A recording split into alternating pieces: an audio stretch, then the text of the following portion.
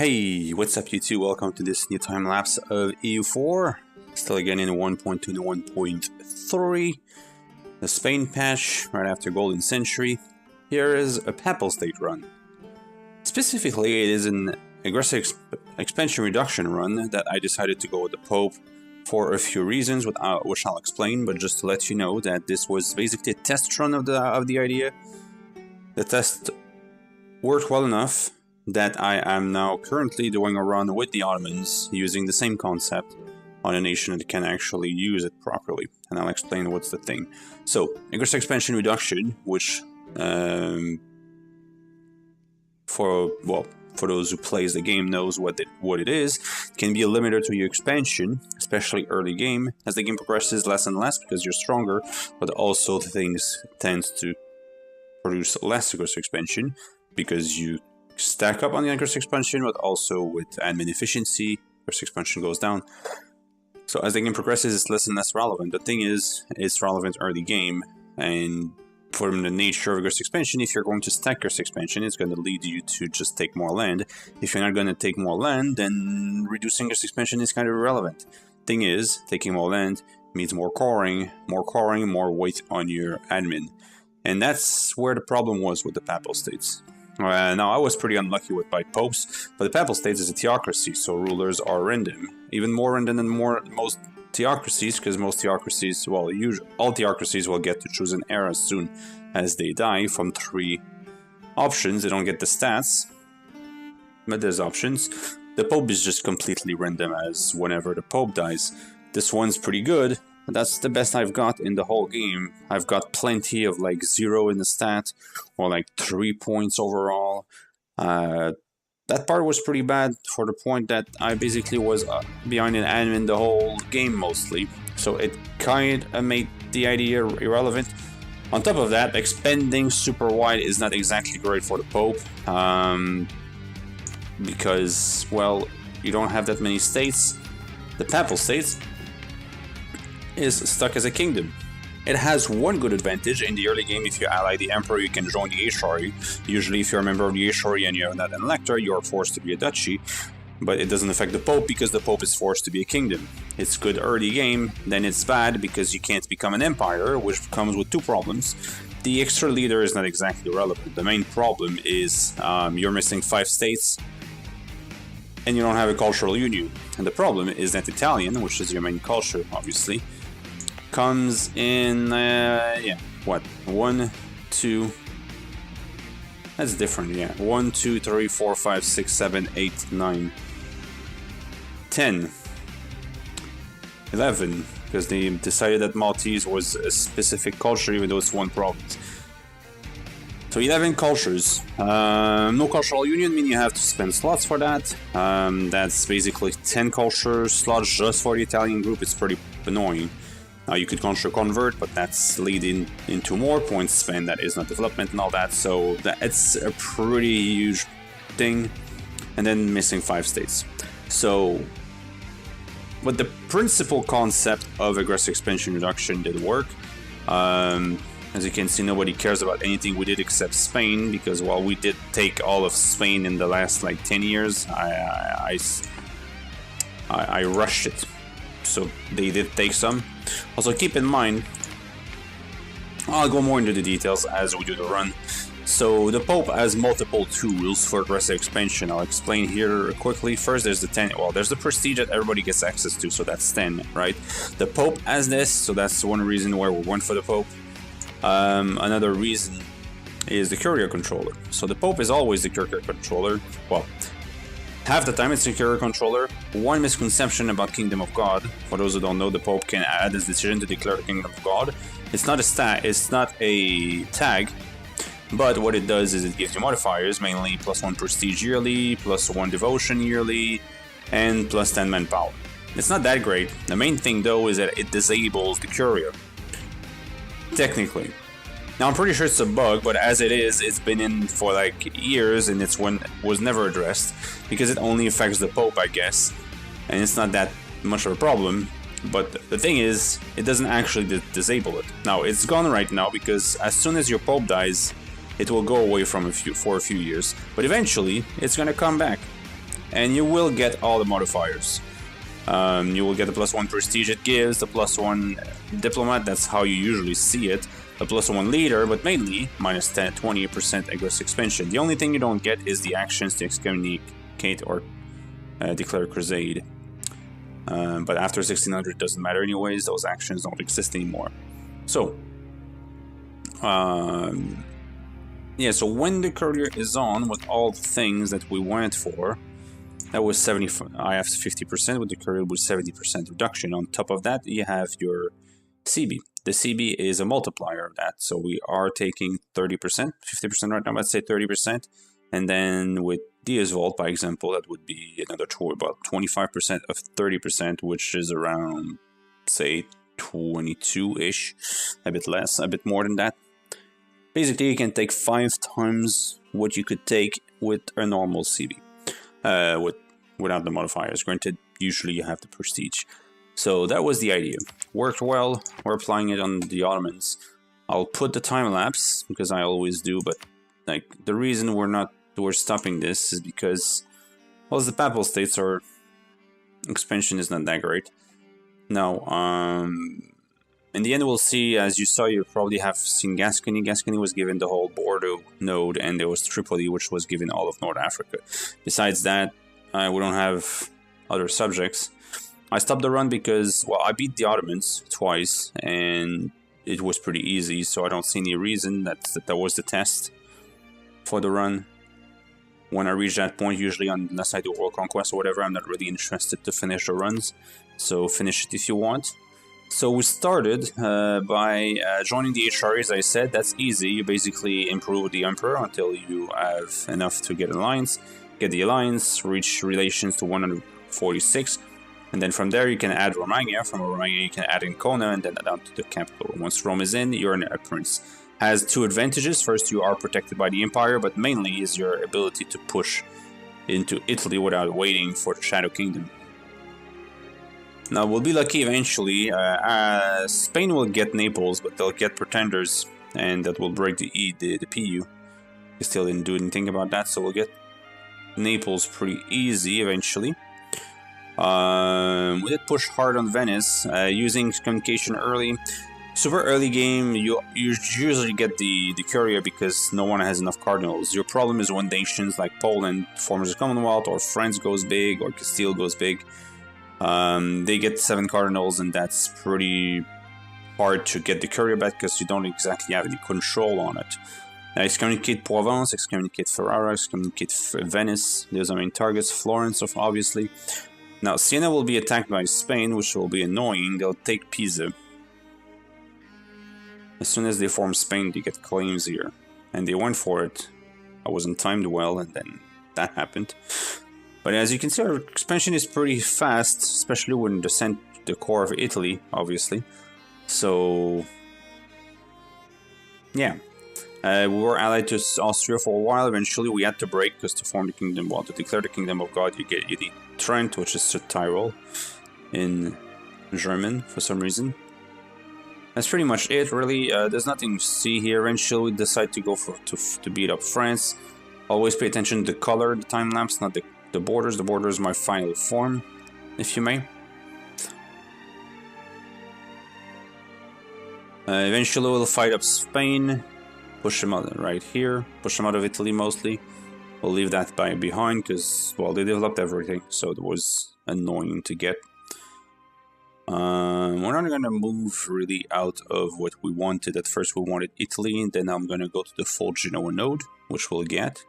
Spain will, for some reason, will keep immersion there, so I'll have like 99% of the node.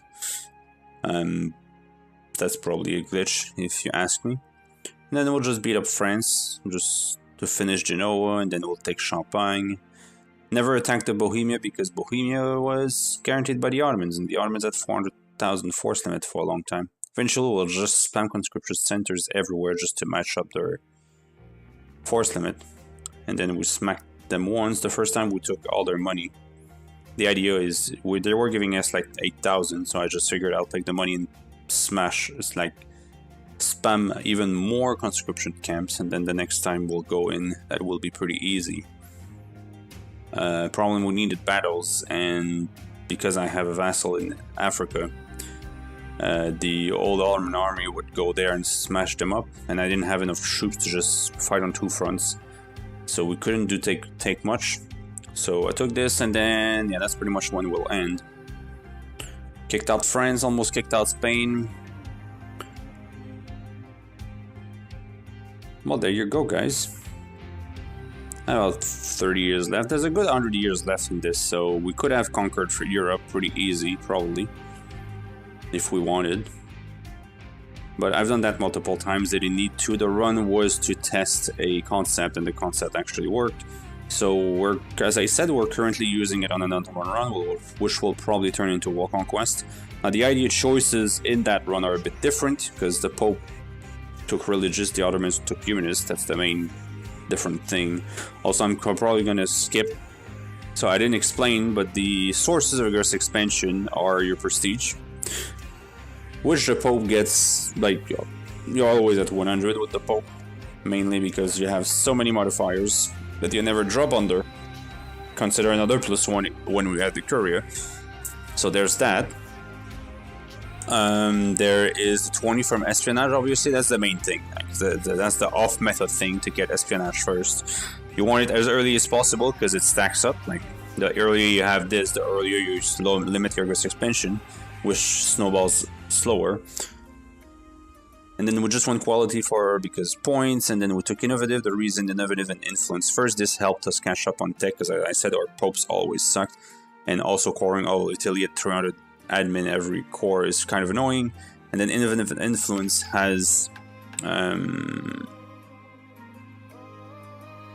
foreign advisors policy, which is the other source of rigorous expansion. They remove all other policies with rigorous expansion when they reworked the policies. But yeah, so basically 10 here, 20 from espionage, that's 30, 10 here, that's 40, and 10 here, that's 50, plus 20 if we get the Curia. For the Ottomans, it will be the 10 here and the 20 from espionage, and then the 10 from the Anbali school. The Anbali is the school of either Dawasir or Najd. At the very start, I'll go more in details when we do the Ottoman run, but basically the 2 options in terms of religions, if you skip the Curia, because this Curia can be random, either because others takes it, and then if you're the Pope, it goes away whenever you die. The other 2 religions, well, there's 3 religions that has a gross expansion in their religion. It's Orthodox with an icon, Saint Nicholas, the Ottomans with the Hanbali school. These are both 10%. Now, Orthodox is easier because it's free. Well, it's costing you patriarchal authority, but it's free of points. The Hanbali school is 50 points, unless you are Dawasir or Najd, but then that's a different ball game. And the other option would be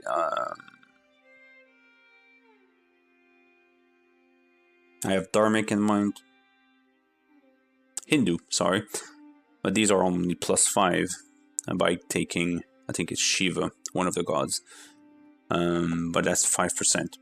So most of the nations that has a expansion for some reason are Japan. So whatever. There was no real interesting nation. Now the thing is, Russia would have been better in terms of rigorous expansion reduction, because Russia itself, I don't know if they finished their ideas. Yeah, Russia itself, I don't know why the Russian ambition doesn't write itself, but they have rigorous expansion reduction. What is this? Anyway, a second idea, Russian, like there's some tooltip weirdness here. But Land of the Rus, risk expansion reduction, and then the Orthodox with St. Nicholas. So they would get a permanent 60, 20, 30 with the policy. The problem though with Russia, that's something else, and it's doable, I guess. But I find that you kind of need trade to make money with Russia and get their full force limit. And then if you're stuck with espionage and then influence, it leaves very little place for trade. And on top of that, they don't exactly need Igor's expansion because they're in the middle of nowhere, so nobody cares really. The one thing it would help, it's push on the hordes faster, because they're all Sunni. Usually you have to just check up for the Ottomans. That would make that easier. But yeah, anyway, we went with the Ottomans. At first my idea was to go Orthodox, but I'll explain why we went Muslim over that. So the ideas for this is specifically espionage, innovative, and influence. Quality works well because quality quality espionage is awesome. Quality innovative is awesome as well. This is quality innovative, and then quality influence is this. Quality espionage is this. So we're always over 80 or something. And then we took religious for the CB, but that was pretty damn late. Also, we needed it to convert stuff, so there's that. And on top of that, eventually diplomatic works well in the idea. First, because your Ghost expansion is so low that this is very good. It's usually always good, but it's even better with this build because you can just add more land and your Ghost expansion doesn't matter. On top of that, you have improved relations, which is a faster decay of the little Ghost expansion you get. That's the thing with human religious gives you the CB, which is 25% reduced Ghost expansion until imperialism. But humanist would have 30% improved relation. On top of that, with diplomatic, there's another 20%. So you reduce your initial Ghost expansion and then it decays faster. From what I've seen, it's working pretty damn well with the Ottomans. The main thing, the small downside for some people would be to have espionage ideas. But espionage ideas is pretty good now in the endgame because of the corruption reduction. Especially if you take admin with it. Because there's also a policy that reduces corruption. That corruption reduction will reduce the weight of your extra territories. So that's going to be it for this one, guys. Sorry it's a bit late. It was supposed to be out yesterday, but I had a voice break. That's why I also didn't stream. That's more relevant for those who are going to watch around the time I upload it. But beyond that, I'm going to go to sleep now. And then I'll be online with the Ottoman run, which you'll see the time-lapse for those who are only on YouTube in a few days from now. Thanks for watching, guys. Don't forget to subscribe as well as follow on Twitter. Well, you can follow on Twitter if you want. When I was talking about Twitch, that's where most of my content is. Small note, it's at the end of the video. It's a bit weird, but I've decided to not upload the full runs as I was planning to. It's way too much content. First, it's way too much content for me to edit, but it's also going at the speed I run my. It's like takes me 20 hours to run a run, and I stream about 12 to 16 hours a day. So that would be like 3 runs every 2 days of 20 hours content, which is about 30 episodes each run. So that would be like on average 90, let's say 100 episodes every 2 days. That's insane. So I'm not gonna flood the channel like that. Nobody's gonna watch that really. So, but on the other hand, since I'm doing content so fast, I can actually pump out time lapses like this pretty damn fast. Now, sometimes we skip stuff, like I was trying a few other things with Spain and all that. These didn't work, I dropped the run, so I'm not going to do time lapses of stuff that lasted 40 years in game. But when it works, even though I don't go to the end, I'm going to show it off. But there it is, guys. Leave a comment, subscribe, follow on Twitch. I'm all over the place, I know. But anyway, that's how I do things. Thanks for watching. Have a good one. Bye-bye.